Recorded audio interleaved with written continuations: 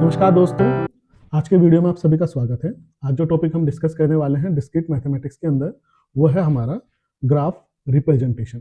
Graph representation क्या होता है इसको हम समझ लेते हैं। सबसे पहले तो जनरली इस एपिसोड के अंदर हम दो चीजें यूज करने वाले हैं, मैट्रिक्स और लिस्ट। ये दो तरह से रिप्रेजेंटेशन किया जाता है ग्राफ का। स्टेप बाय स्टेप्स हम इसको समझेंगे, प्लस इसके एडवांटेज, डिसएडवांटेज और एग्जाम पॉइंट ऑफ व्यू से कुछ क्वेश्चन हम सोल्व करेंगे। तो आइए स्टार्ट करते हैं। अब बात करते हैं ग्राफ रिप्रेजेंटेशन की रिक्वायरमेंट क्यों है, इसकी रिक्वायरमेंट क्यों है। सबसे पहले तो ये क्वेश्चन है हमारा, ठीक है। देखिए, कंप्यूटर के अंदर जो भी डेटा है वो स्ट्रक्चर फॉर्म में स्टोर किया जाता है और वहां पे बीएफएस, डीएफएस, डिजास्ट्रा, ऐसे बहुत सारे बेलमैन फोर्ट वगैरह एल्गोरिथम यूज किए जाते हैं, जहां पे हमें ग्राफ की रिक्वायरमेंट होती है। और ग्राफ को जो रिप्रेजेंट किया जाता है वो इन दोनों में से, चाहे वो मैट्रिक्स हो चाहे लिस्ट हो, इन दोनों में से किसी एक फॉर्म में रिप्रेजेंट किया जाएगा ताकि ये एल्गोरिथम उस पर प्रॉपर्ली वर्क कर सके। इसी के लिए हमारा इसका रिप्रेजेंटेशन जरूरी है, क्योंकि जो हमारा मेमोरी यूज होगा और जो स्पीड होगा वो डिपेंड करेगा इस रिप्रेजेंटेशन के ऊपर कि हम उसको कैसे रिप्रेजेंट कर रहे हैं और वो कैसा वहां पे विजुअलाइज हो रहा है। ये सारी चीजें रिप्रेजेंट के ऊपर ही डिपेंड करेंगे कि हमने मैट्रिक्स लिया है या लिस्ट लिया है। तो हम इसको वन बाय वन समझ लेते हैं। सबसे पहले ग्राफ क्या होता है? वर्टिस और एजेस का कॉम्बिनेशन होता है। तो ग्राफ तो हमें मालूम है, हम लोगों ने बनाए हैं। अब ग्राफ का representation with the help of matrix. देखिए, कोई भी 2D मैट्रिक्स है, for example v into V का कोई मैट्रिक्स है, वहां पे अगर कोई एज अवेलेबल है तो वहां पे हम उस मैट्रिक्स के अंदर 1 वैल्यू पुट कर देंगे। अगर एज नहीं है तो 0 वैल्यू पुट कर देंगे। अगर वेटेड ग्राफ है मेरा, वेटेड ग्राफ के अंदर मैं 1 की जगह उसका वेट स्टोर कर दूंगा। इसको हम एग्जांपल के थ्रू सोल्व करके देख लेते हैं। जैसे कि ये एग्जांपल है, यहाँ पे मुझे मैट्रिक्स गिवन है ऑलरेडी, ठीक है। अब मैं इससे ग्राफ बनाने की कोशिश करता हूं। तो मेरे पास में 3 एजेस हैं, सॉरी 3 वर्टेस हैं, ए, बी और सी। इसने कहा एज है ए से बी, ए से बी एक मेरा एज है, दूसरा है बी से सी, दूसरा बी से सी है, यहाँ पे एज है, ठीक है। अब वो क्या कह रहा है कि उसका मैट्रिक्स बनाइए। मैट्रिक्स बहुत सिंपल है, हम कैसे बनाएंगे? इधर भी रोज एंड कॉलम में हम उनको लिख देंगे, ठीक है। तो इसको मैं अगर दोबारा से रिप्रेजेंट करूं तो बहुत आसान है, ए बी सी और इधर ए बी सी, 3 रो बना लेंगे हम और 3 ही कॉलम बना लेंगे, ठीक है। तो 3x3 ये हो जाएगा एक तरह का 3x3 का मैट्रिक्स। इसके अंदर 3 रोज होंगे और 3 कॉलम होंगे। ये मैंने बना लिया। अब इस पूरे को मैं यहाँ पे करके दिखा देता हूँ। जितने भी सेल्फ हैं, अगर सेल्फ नोड यहाँ पे रिप्रेजेंटेशन दिया होता तो वहां पे मैं वैल्यू पुट करता। जो सेल्फ वाले ए बी बी सी सी, यहाँ पे सेल्फ पे कुछ नहीं है। इस तरह का अगर कुछ ऐसा यहाँ पे होता, गिवन कोई एज होता जो सेल्फ पे जा रहा होता, हम वैल्यू 1 पुट करते। तो अभी नहीं है तो इसको हम हटा देंगे, ठीक है। अब आता है यहां से ए से बी, ए से बी कोई एज है? यस, तो इसको हमने 1 कर दिया। ए से सी कोई एज है? नहीं, तो 0 कर दिया। इसी तरह से बी से देखेंगे, बी से ए कोई एज है? यस, तो हमने 1 कर दिया। बी से सी कोई एज है? यस, 1 कर दिया। सी से ए कोई एज है? नहीं, 0 कर दिया। सी से बी एक एज है, 1 कर दिया। तो ये मैंने बना लिया है हमने अपने मैट्रिक्स। बहुत ही सिंपल है, आसान तरीका है मैट्रिक्स बनाने का। एज है, if edge is available then put 1, otherwise हम क्या पुट कर देंगे? 0, ठीक है। एकदम सिंपल सा तरीका है। अब ये हो गया अनवेटेड अनडायरेक्टेड। यहां पे डायरेक्शन गिवन नहीं है, ना ही वेट गिवन है, ठीक है। अब इसी में अगर मुझे डायरेक्शन गिवन हो तो मैं क्या करूंगा?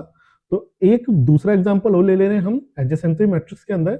ये भी अगेन उससे थोड़ा सा बड़ा है। यहाँ पे मेरे 4 वर्टिस हैं, A B C and D. अब ए बी सी डी इधर भी लिख लेना और इधर भी लिख लिया, मैंने दोनों तरफ लिख लिया। अब A B B C C and D D 0 put कर दिया हम।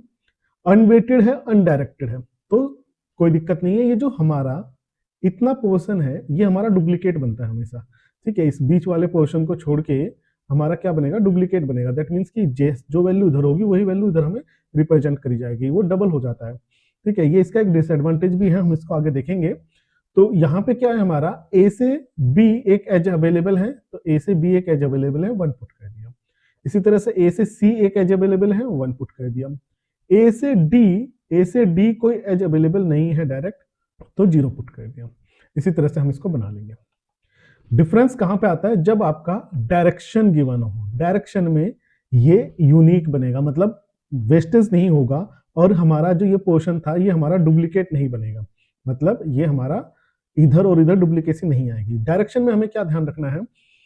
ए से बी डायरेक्शन है, ये यहां जा रहा है तो ये 1 है। अगर बी से ए एज पूछ रहा है तो ये 0 है, क्योंकि ऐसा कोई एज अवेलेबल नहीं है। तो बी टू ए 0 आ गया यहाँ पे, ठीक है, बट ए टू बी यहाँ पे 1 आ गया। ये मेजर डिफरेंस आ जाता है।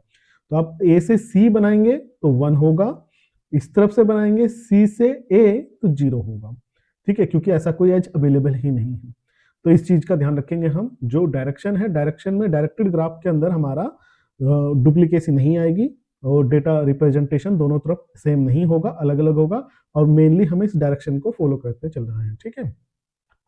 अब बात करते हैं एडजेसेंसी मैट्रिक्स की प्रॉपर्टीज।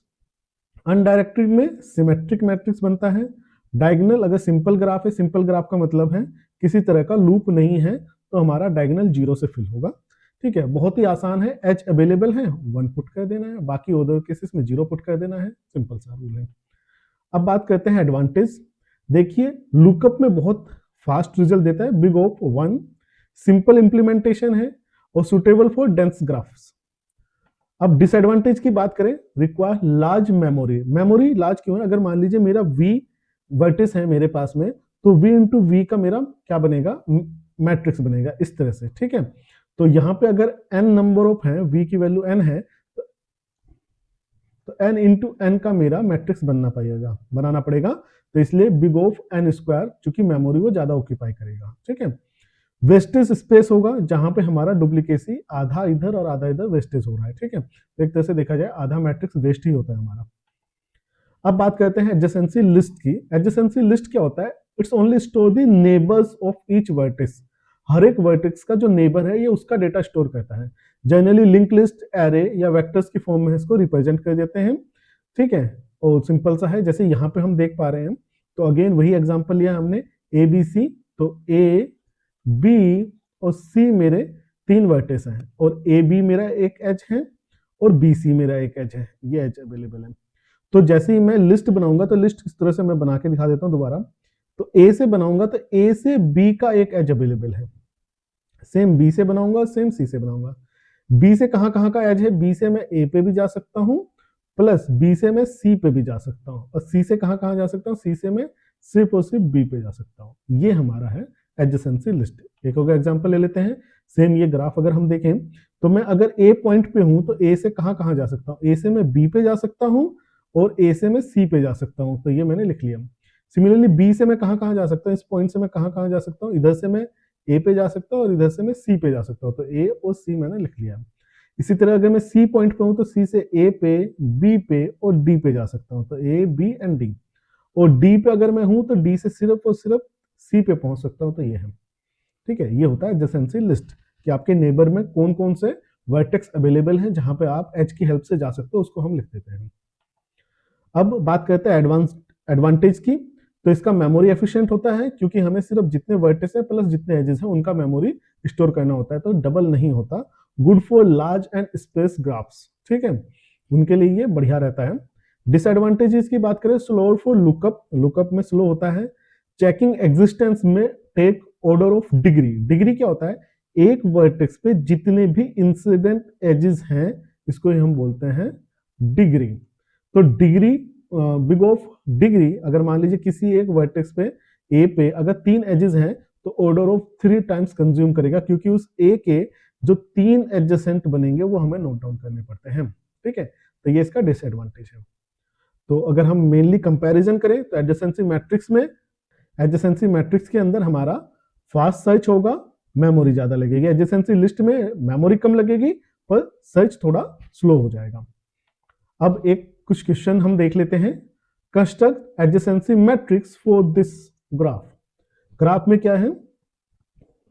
1 2 एंड 3, और एजेस हैं 1 से 2 एक एज है, 2 से 3 एक एज है, एंड 3 से 1 से 3 एक एज है, ठीक है। ये मेरे को दिया है और इसका मैट्रिक्स बनाना है। तो मैट्रिक्स बहुत सिंपल है, 1 2 3 1 2 3, और इसका मैं मैट्रिक्स ड्रॉ कर लूंगा, ठीक है। तो इसका मैट्रिक्स मैंने ड्रॉ कर लिया है, और मैट्रिक्स बनेगा 3/3 का। तो ये मैंने 3/3 का एक मैंने मैट्रिक्स बना लिया, और अगेन जो सेल्फ नोड है उनको मैंने 0 कर लिया, 1 1 2 2 एंड 3 3 को, ठीक है। उसके बाद 1 2 एज अवेलेबल है, 1 1 3 के एज अवेलेबल है, ये 1 2 1 का एज अवेलेबल है, 2 3 का एज अवेलेबल है, 3 1 का एज अवेलेबल है एंड 3 2 का एज अवेलेबल है। ये मैंने 1 कर दिया, तो ये इसका आंसर है जैसा कि आप यहाँ पे देख पा रहे हैं।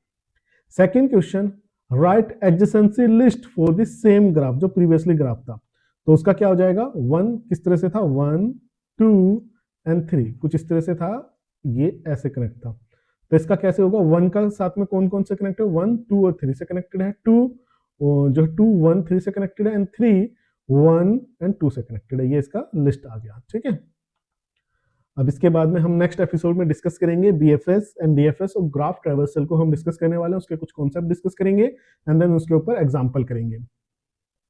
तो आई होप आप लोगों को आज का वीडियो अच्छे से समझ में आ गया होगा। अगर चैनल को अभी तक आपने सब्सक्राइब नहीं किया है तो सब्सक्राइब जरूर कर ले, ताकि आपको लेटेस्ट न्यूज अपडेट और मिलते रहे। और आज का वीडियो देखने के लिए बहुत बहुत धन्यवाद, थैंक यू।